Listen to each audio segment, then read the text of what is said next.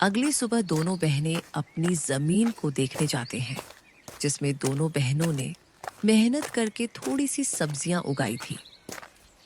दीदी, अच्छा हुआ कि माँ बाबूजी के जाने के बाद हमने यह जमीन बेचा नहीं।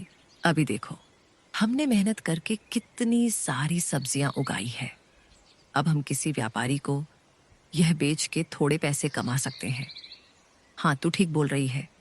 इसे बेच के कुछ दिन का तो गुजारा हो जाएगा, लेकिन लेकिन क्या दीदी, इसे बेच के हम कुछ दिन ही गुजारा कर पाएंगे। उसके बाद क्या? अरे आप मायूस मत हो दीदी, मुझे सिलाई बुनाई का काम आता है।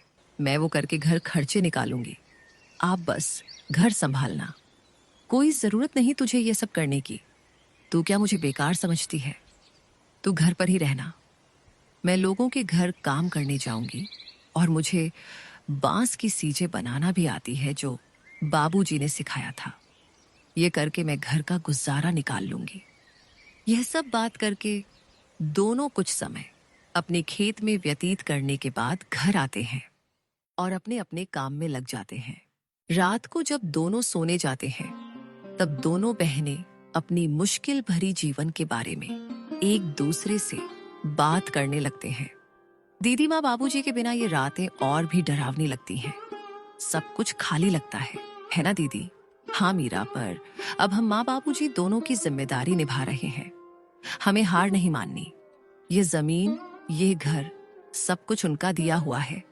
हमें इसे बचाना है किसी भी कीमत पर। यही सब तो माँ बाबूजी की यादें हैं। ज्योति बहुत ही हिम्मती थी। वह तो किसी से मदद भी नहीं लेना चाहती, लेकिन उसे अपनी बहन को लेकर बहुत चिंता होती थी। अगले दिन जब दोनों बहनें खेत पर पहुंची तो देखा कि इस जमीन के बीच एक खूंटी गड़ी हुई थी। दीदी, ये जमीन के बीचों बीच खूंटी कौन गाड़ गया? ये तो कल यहाँ नहीं थी और ना ही हमने इसे गाड़ी है। जरूर इसे कोई यहाँ गाड़ गया है। ये जरूर हमारे चाचा चाची का काम होगा। लेकिन ये काम बिना किसी सरकारी आदमी के नहीं होता। इसका मतलब हमारे खेत को ये लोग बांटने की साजिश चला रहे हैं। उसी वक्त दूर से धर्मपाल आता दिखा और उसके साथ विमला और उनका बेटा कमल भी था। तीनों के चेहरे पर अजीब सी मुस्कान थी। अरे बेटियों, घबरा क्यों रही हो? हम तो बस मदद करना चाहते हैं। तुम्हारे माँ बाप के जाने के बाद जमीन की देखभाल जरूरी है। तुमसे अकेले तो होगा नहीं। चाचा जी, आपकी मदद की जरूरत नहीं है हमें। यह जमीन हमारी माँ बाबूजी की निशानी है। इसे किसी के हवाले नहीं करेंगे। अरे बच्चियों, ऐसे कैसे नहीं दोगे? ये जमीन तो तुम्हारी और हमारी है।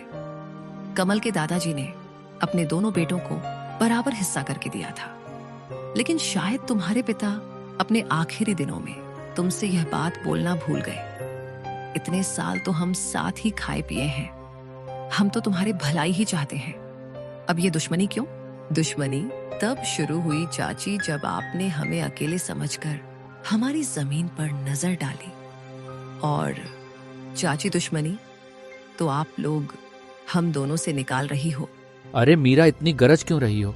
छोटी हो छोटी बनकर रहो। ऐसे बड़ों के बीच मत बोल समझी।